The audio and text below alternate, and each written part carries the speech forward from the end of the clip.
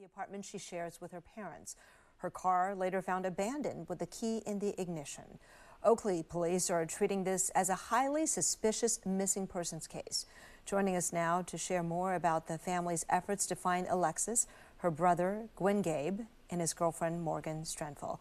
Gabe and Morgan, thank you so much for coming on today. Thanks for having us. We definitely appreciate how hard this must be for you right now. We are talking in hopes of enlisting more eyes and ears, maybe triggering somebody's memory of something they saw, maybe generate new leads. But please let me know if, I ask you a question that you can't or don't wish to talk about. We definitely respect that. But I know it's been day 9. Anything new that gives you some hope, something to work with? No, nothing really. But there's been a huge support from the police department, and that's all we can work off of. Yeah, there's seemingly very little out there, but take us back to day 1. When and where was the last time that you or another family member saw Alexis? We were actually on FaceTime with her at around like 4:30. And it was just a normal day. She just dropped off my little brother at school, asked me to pick up a package from the post office, and that was it. And she told me that she wanted to meet up to come pick it up, and that's the last time I saw her. When did you realize she was not home, that something was amiss? The next morning, when my little brother texted me and asked me if I knew where she was. And then I thought it was just normal. I thought she was just at a friend's house, slept late, and then on her way back. Then my parents started calling me, and then my cousins. And when my dad called me on and told me it was something more serious, told me to file a police report. What about her phone? Have you tried calling? Does she have her phone on her? We have no idea where her phone is. When all of us try to call it and text it, calls would go straight to voicemail. Text would just go unnoticed, unanswered. Is that unusual for her? Very unusual, because she always has her phone on her 24/7. Right. And she didn't say anything about where she might be planning to go, any suggestion of something specific you can hang your hat on or give you something to work off of? Nothing? No, from last I've heard from everyone else, the last thing they told them, all of her friends, was that they were coming to see me, or she was coming to see me, and she told me she was going to come see me, and that's... Yeah. Okay. Obviously that didn't happen, but I know you've searched, and I know you found her car, right? Tell me about where that was and what you found in there. Well, we found her car near her best friend's house in Oakley. When we found it, I saw the keys were still in the ignition, and then my cousin opened the door, and the car door was unlocked first. And then my parents got there, and the first thing they asked me to do was to open the trunk. So I opened the trunk, and there was nothing there, but the rest of her belongings was in there. No purse, no phone, no nothing. No purse, no phone. Wow. Okay, what was she wearing when she went missing? A white tank top, a black zip-up hoodie, black jeans, and her black and white and green Jordans. Mm-hmm. Okay. Hopefully folks are listening, and of course we have that information on our website. Did you search her room? Is there anything that you noticed was missing? Just her purse that we can find. That's it. The jacket that she usually wears, that's mine. I saw it in her car, so she switched jackets. Nothing else that's missing. All right. Police have not named a person of interest or suspect. That's important to point out.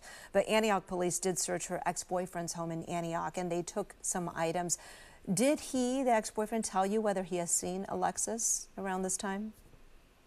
From what he told us, he saw her last night, and Morgan, you're saying something different? Wednesday night. Okay. And he said she left his house at around 9 p.m. All right. Well, there's a lot for investigators to sort through, but you, as family, I know you're just trying to get her case out there, her face out there. You have billboards up, you have flyers out there. What else? Is there an upcoming search that people can take part in, or is there some other way for folks to help? Yeah, so we have a couple things in the works for this weekend. We'll talk more about it on our Facebook Live at 5:32, but we're planning on doing a walk this weekend. Again, those details will be on our Facebook Live, so look out for that. We still need people passing out flyers and spreading the word. All the details for where you can pick up additional flyers are on the group page, or you can reach out to me if you're not in the area. Yeah, we're really just focusing on outreach efforts right now. And the community has been super supportive. That's how we got those billboards up. And we just ask everyone to continue their support of the family during this time. And we'll continue to update you guys on the group page. Okay. And Morgan, there's a GoFundMe page as well, right? I know all these things are expensive, you know, putting up billboards and flyers and all that. Yes, there is a GoFundMe, which is also pinned to the top of the group page on Facebook, as well as in my personal Instagram bio and our specific Instagram page for updates. Okay, and here's the GoFundMe page, help bring Alexis Gabe home. You also have a Facebook page and Instagram page, as you mentioned. We are definitely going to help put the word out there. We only hope that someone who's watching may have seen something and can lend some help, and they should contact Oakley Police if they have any information. Gwen Gabe and Morgan Strenfel, we know this is a difficult time. Know that we are all keeping our fingers crossed and keeping Alexis in our thoughts. Thank you. Thank you. Coming up next, we're going to shift gears and talk live with the Oakley Museum of California about its Lunar New Year celebration. It's a yearly tradition with some very cool hands-on activities. We'll be right back. All right, everybody. If you can help, Alexis Gabe remains missing, and definitely do check out their family's Facebook page for her. It's Help Bring Alexis Gabe Home. All right, enjoy this lovely view of San Francisco.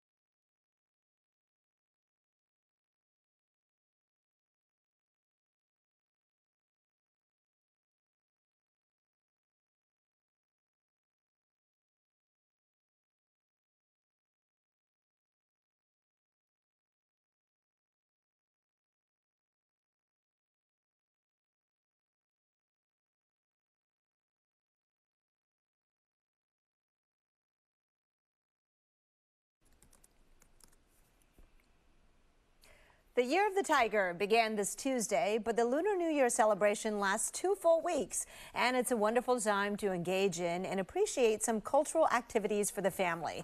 Joining us now from the Oakley Museum of California, OMCA, is Linda Jha, Director of Learning Experience and Programs. Linda, how are you doing? Happy New Year. Hi, Kristen. I'm doing great. Happy Lunar New Year to you as well. Indeed. Now, I know OMCA has been celebrating Lunar New Year for 21 years, right? That's correct. So tomorrow will be our 21st annual Lunar New Year celebrations. We've been doing this for a really long time and excited to be able to uh, be a place where people gather for the first time in this capacity in over 2 years. All right, so you didn't do it last year, but your big event is tomorrow, and it's going to be in person, right? Tell us about it. What will visitors see and do? Yeah, so it's going to be at the Oakland Museum, which is right next to Lake Merritt. It will be a very family-friendly celebration with activities that are great for all audiences. So from children, adults, millennials, elders, the programs are really designed to be for all audiences. You can expect Oliver Chin, our beloved story time teller. He will be here doing readings of his new book, Year of the Tiger, as well as promoting his new graphic novel series called Awesome Asian Americans. We're hosting the Toyshan Benevolent Association Lion Dancers, who are going to put on a 30-minute dance performance, kind of weaving their way around the museum, getting people excited for Year of the Tiger. We also have an amazing Vietnamese musician called Benang Vo, who will be sharing traditional Vietnamese music with the community. And we are also having a gamelan group perform, and that will include singing and dancing. And then lastly, we've got a lot of programs going on, but in response to the violence against Asian Americans that we've seen in the last couple of years during the pandemic, we're holding space for a healing circle for the community to kind of get together and connect and reflect and show solidarity with one another. Yeah, that healing circle is on Tuesday, right? Is that correct? Yeah. Okay. So we have an in-person one tomorrow live, and then we have a Zoom healing circle Tuesday from 6:30 to 7:30 p.m. I see. All right, that is very meaningful because, you know, we have seen more attacks on Asian Americans recently, but anti-Asian sentiments have really been a part of California history. So it's good for people to learn the history. And of course, part of doing that is to partake in cultural celebrations and learning more about other cultures and histories. So I want to ask you, I saw a lot of pictures of arts and crafts activities. I know those were from a couple years ago before the pandemic, and therefore people were unmasked. People do, I assume, need to wear masks, right? Is that correct? And yes, everyone will be needing to wear a mask and show proof of vaccination as well. Got it. Okay. That is a new requirement as well for the city of Oakland. For those who can't come in person tomorrow, are there other virtual activities? I think I saw some video about dumpling making. Yeah, thanks so much for asking. So we have virtual offerings for people who want to stay home.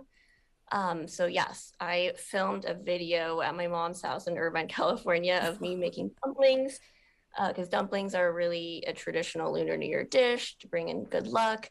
So yes, you can find that on OMCA's YouTube.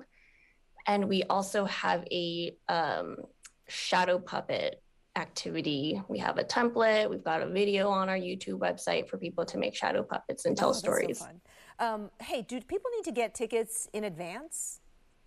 Yes, so you can register and book your tickets on the OMCA website, which is museumca.org. All right, and how much does it cost? It's $10, free for members and free for children under 12. All right, sounds great. Linda Jha, looks like a terrific program at OMCA, Oakland Museum of California, tomorrow, so definitely check it out. All right, don't go away, Linda. Let's continue to chat on Facebook Live. Meanwhile, we'll take a short break on the air. Sure. All right. Hey, Linda, this does look terrific, and you have a future in making like cooking videos. Explain to our viewers why dumplings are considered such a lucky food. What is it about the dumpling? Is it the shape? What does it mean? Yeah, so dumplings are shaped like traditional Chinese coins. So there's this superstition that the more dumplings you eat on New Year, the greater luck and prosperity and wealth and abundance that you'll have throughout the entire year. All right. What are some other lucky things that people may be exposed to at the event tomorrow? Let's see, lucky things. Well, people get to be with their friends and family in an outdoor setting, so I would say that is pretty lucky. We have our lion dance performance, which is traditionally a way to kind of open up New Year's and kind of welcome it. And it wards off evil spirits, I think. Like the lion scares them away, right? The dragon and the lions, right? Yeah. Okay. At least that's what I learned growing up. I just like the sights and sounds, but that's a cool story to go with too, right? What about, and I saw the kids writing those on red paper. They were doing Chinese calligraphy. I don't know if you'll have that tomorrow, but people hang those, right, in the homes and kind of upside down too. I forget why it was supposed to be upside down. Do you remember? I feel like I should know, but I don't know. But I know that the banners, there's, you know, different Chinese characters. It's to ward different like spirits and kind of bring good luck to your home. Yeah, they have messages like good fortune or things like that. But for your sake and mine, I hope our moms aren't watching because we weren't able to answer that why is it upside down question. Sorry. My mom is watching, so she'll. Oh no, no, it's not Linda's fault. No, she's great. She knows so much. No, no, that's terrific. All right, well, congratulations. I really do hope a lot of people go and check it out. It looks so much fun for everybody, and it looks very safe the way you're running it. Thank you, Linda. Thank you so much, Kristen. Happy New Year again. Happy Lunar New Year.